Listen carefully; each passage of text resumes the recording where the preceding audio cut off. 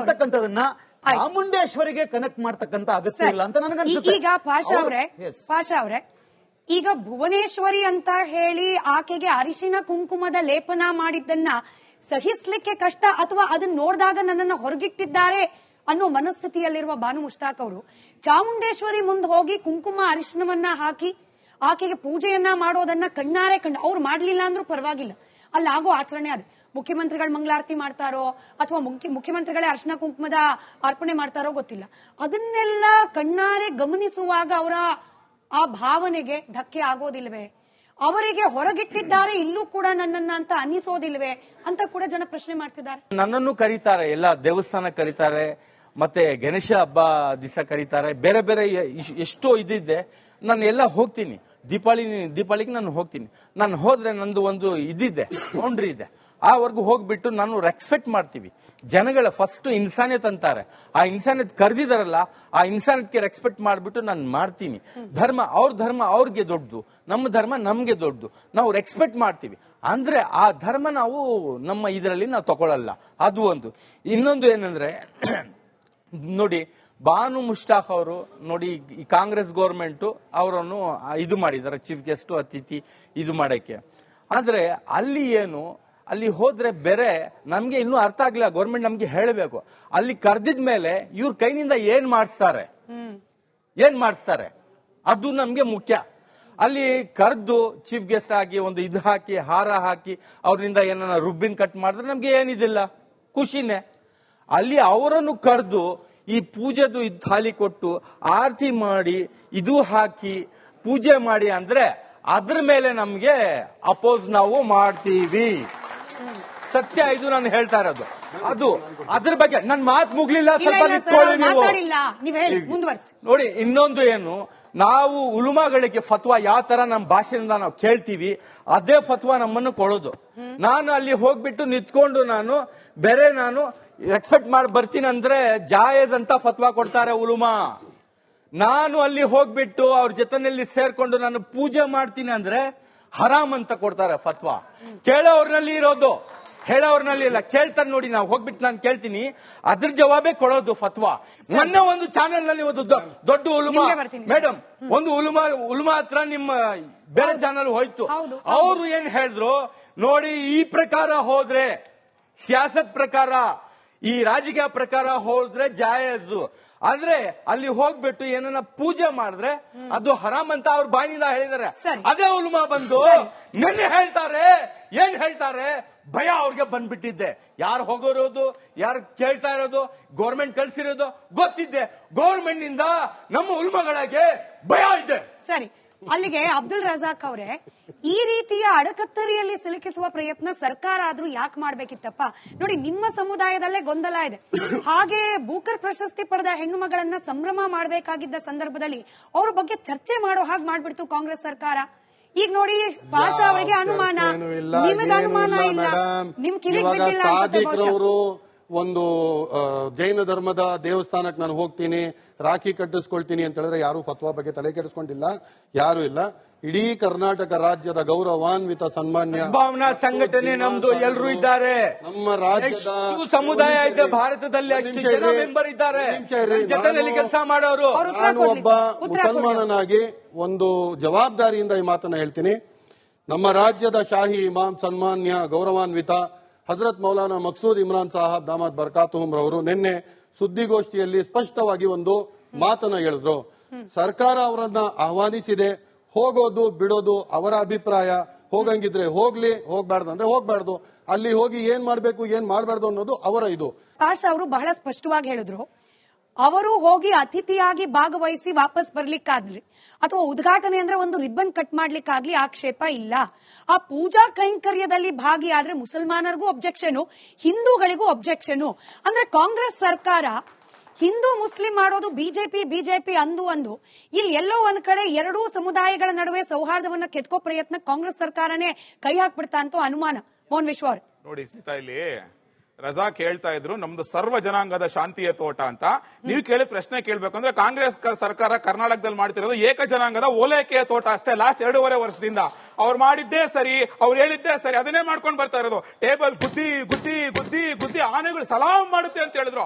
ತಾಕತ್ತಿರಿ ಅದೇ ಟೇಬಲ್ ಗುದ್ದಿ ಗುದ್ದಿ ಗುದ್ದಿ ಸಲ್ಮಾನ್ ಖಾನ್ ಗಣೇಶ ಕುಡಿಸೋದು ಕರೆಕ್ಟ್ ಅಂತ ಹೇಳಿ ನೋಡೋಣ. ಆ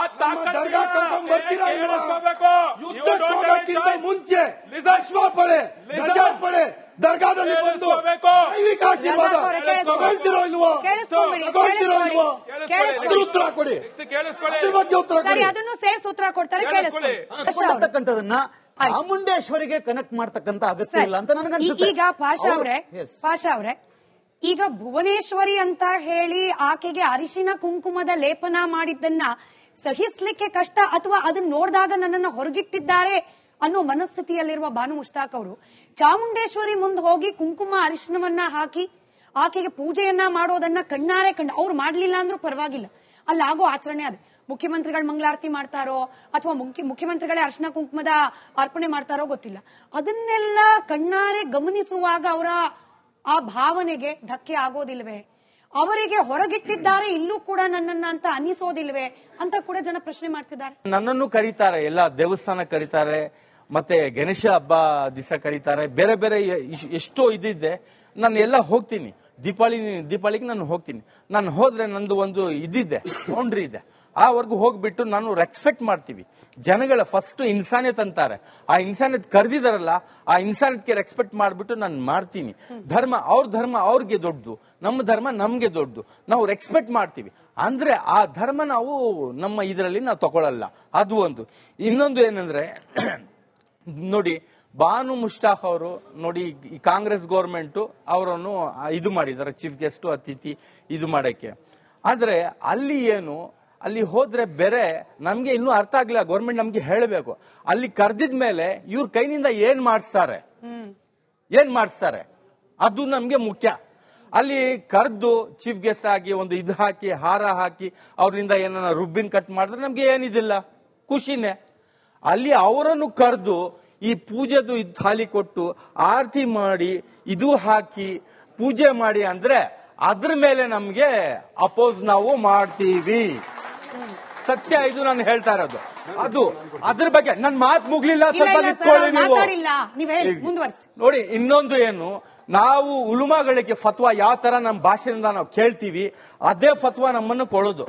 ನಾನು ಅಲ್ಲಿ ಹೋಗ್ಬಿಟ್ಟು ನಿಂತ್ಕೊಂಡು ನಾನು ಎಕ್ಸ್ಪೆಕ್ಟ್ ಮಾಡಿ ಬರ್ತೀನಿ ಅಂದ್ರೆ ಜಾಯೇಜ್ ಅಂತ ಫತ್ವಾ ಕೊಡ್ತಾರೆ ಉಲುಮಾ.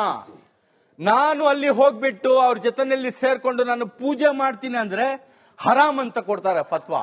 ಕೇಳೋರ್ನಲ್ಲಿ ಇರೋದು, ಹೇಳೋರ್ನಲ್ಲಿ ಇಲ್ಲ. ಕೇಳ್ತಾರೆ ನೋಡಿ, ನಾವು ಹೋಗ್ಬಿಟ್ಟು ನಾನು ಕೇಳ್ತೀನಿ, ಅದ್ರ ಜವಾಬೇ ಕೊಡೋದು ಫತ್ವಾ. ಮೊನ್ನೆ ಒಂದು ಚಾನೆಲ್ ನಲ್ಲಿ ಒಂದು ದೊಡ್ಡ ಉಲುಮಾ ಮೇಡಮ್, ಒಂದು ಉಲುಮಾ ಹತ್ರ ನಿಮ್ಮ ಬೇರೆ ಚಾನೆಲ್ ಹೋಯ್ತು. ಅವರು ಏನ್ ಹೇಳಿದ್ರು ನೋಡಿ, ಈ ಪ್ರಕಾರ ಹೋದ್ರೆ, ಸಿಯಾಸತ್ ಪ್ರಕಾರ, ಈ ರಾಜಕೀಯ ಪ್ರಕಾರ ಹೋದ್ರೆ ಜಾಯಜು, ಆದ್ರೆ ಅಲ್ಲಿ ಹೋಗ್ಬಿಟ್ಟು ಏನನ್ನ ಪೂಜೆ ಮಾಡಿದ್ರೆ ಅದು ಹರಾಮ್ ಅಂತ ಅವ್ರ ಬಾಯಿನಿಂದ ಹೇಳಿದಾರೆ. ಅದೇ ಉಲ್ಮಾ ಬಂದು ನೆನ್ನೆ ಏನ್ ಹೇಳ್ತಾರೆ, ಭಯ ಅವ್ರಿಗೆ ಬಂದ್ಬಿಟ್ಟಿದ್ದೆ. ಯಾರು ಹೋಗೋರೋದು, ಯಾರು ಕೇಳ್ತಾ ಇರೋದು, ಗೌರ್ಮೆಂಟ್ ಕಳ್ಸಿರೋದು ಗೊತ್ತಿದ್ದೆ. ಗೌರ್ಮೆಂಟ್ ನಿಂದ ನಮ್ಮ ಉಲ್ಮಗಳಿಗೆ ಭಯ ಇದೆ. ಸರಿ, ಅಲ್ಲಿಗೆ ಅಬ್ದುಲ್ ರಜಾಕ್ ಅವರೇ, ಈ ರೀತಿಯ ಅಡಕತ್ತರಿಯಲ್ಲಿ ಸಿಲುಕಿಸುವ ಪ್ರಯತ್ನ ಸರ್ಕಾರ ಆದ್ರೂ ಯಾಕೆ ಮಾಡ್ಬೇಕಿತ್ತಪ್ಪ? ನೋಡಿ, ನಿಮ್ಮ ಸಮುದಾಯದಲ್ಲೇ ಗೊಂದಲ ಇದೆ.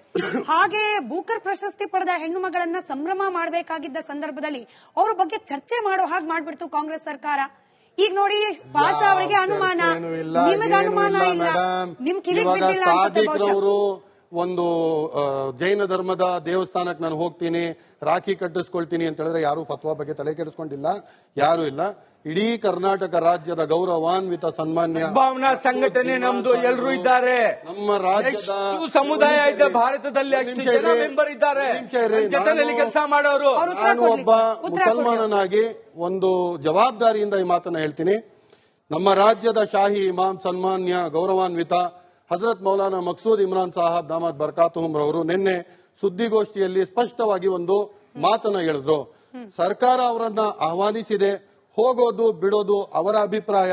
ಹೋಗಂಗಿದ್ರೆ ಹೋಗ್ಲಿ, ಹೋಗ್ಬಾರ್ದು ಅಂದ್ರೆ ಹೋಗ್ಬಾರ್ದು. ಅಲ್ಲಿ ಹೋಗಿ ಏನ್ ಮಾಡ್ಬೇಕು ಏನ್ ಮಾಡ್ಬಾರ್ದು ಅನ್ನೋದು ಅವರ ಇದು.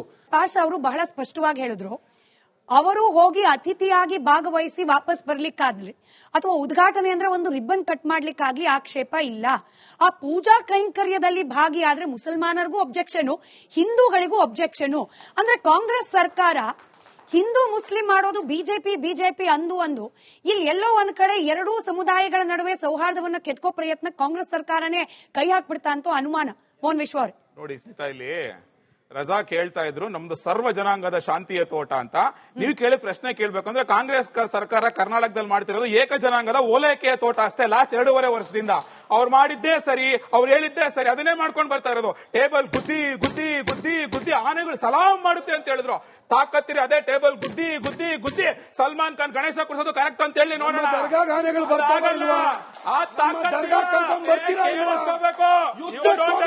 ಮುಂಚೆ ದರ್ಗಾದಲ್ಲಿ ಬಂದು ಆಶೀರ್ವಾದ ತಗೊಳ್ತಿರೋ ಇಲ್ವೋ? ಉತ್ತರ ಕೊಡಿ. ಅದನ್ನು ಸೇರ್ಸಿ ಉತ್ತರ ಕೊಡ್ತಾರೆ, ಕೇಳಿಸ್ಕೊಳ್ಳಿ.